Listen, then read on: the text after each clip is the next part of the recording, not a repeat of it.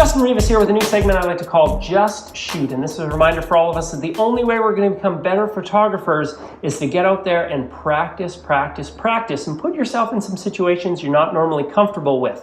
And so that's what I've done today is I normally shoot people at events or concerts or family stuff, but I wanted to try and challenge myself a little bit and take some photos of inanimate objects. So I headed down to the legislative buildings.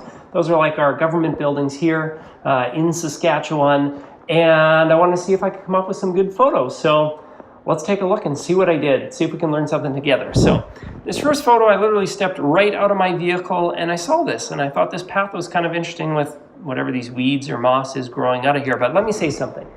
There's a difference between being technically correct and creatively good. Those two things do not always go together. And just because you technically get it right, you can get it creatively wrong. And in the case of this image, technically correct. I've got this nice straight path leading us in. The lines are pretty good. The building's straight. I didn't cut off that crane.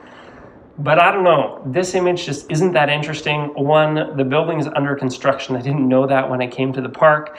And so that doesn't really help the composition, but there's too much dead space and overall, I don't know, just not that interesting of an image. So moving on.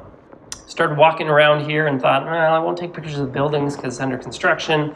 Maybe there's some things in the park. So I found this tree that was alive when all these other trees are dead. And I thought, I like the way the light's going here.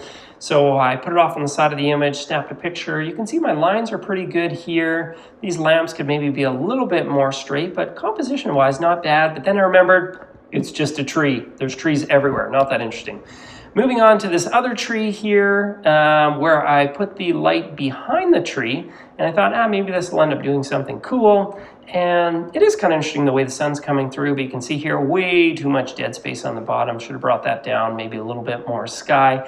The other thing is the sun would be a little bit more interesting up high here. I could have got down on my belly, got lower to the ground. So again, fairly uninteresting tree shot. But then I came to this, and again, the building's under construction, which is annoying, but then I found this guy right here, Walter Scott, and he apparently had something to do with the building of this building. That's actually the outline of it. That's a tower you can't see behind there, but it's like his vision for the building. And so I snapped this picture and I thought, hey, this is kind of cool.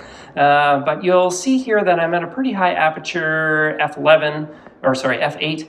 And so the building back here is in focus and he's in focus, kind of everything is in focus. And I thought, I want to put a little bit more emphasis on him. So here's the next photo. So what I did was I moved him over to the left because that's typically where our eyes start, on the left, because we're used to reading left to right. And I dropped my aperture all the way down to 2.8, opened that wide up so that it blurred out the background a little bit more, and boom, we've got more focus on him here. And I think visually this is a much more striking image because right away you kind of notice him and go, oh man, you can kind of see the outline of the building and he's looking at this building. And I thought, hey, this actually ended up being kind of a cool image.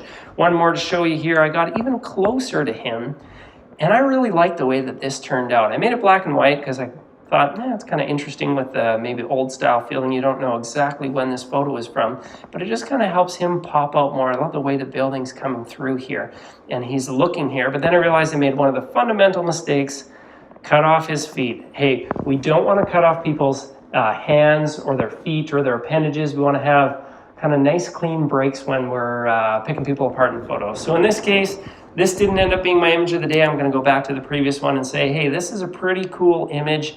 Doesn't look like it was taken on a phone, and I think that's a really good thing. So there you have it. I just took about 20 or 30 minutes, ran down to the park. Probably in total I took about 60 images. These were some of the interesting ones. And I don't know, I'd say that I learned something. I've got a cool photo out of it that I'm going to post online, and hey, I did something out of my comfort zone. I think that's really great. Just a reminder, get out there, just shoot, just shoot, just shoot, just shoot. You'll become a better photographer. I'm Justin Rivas. Thanks for watching.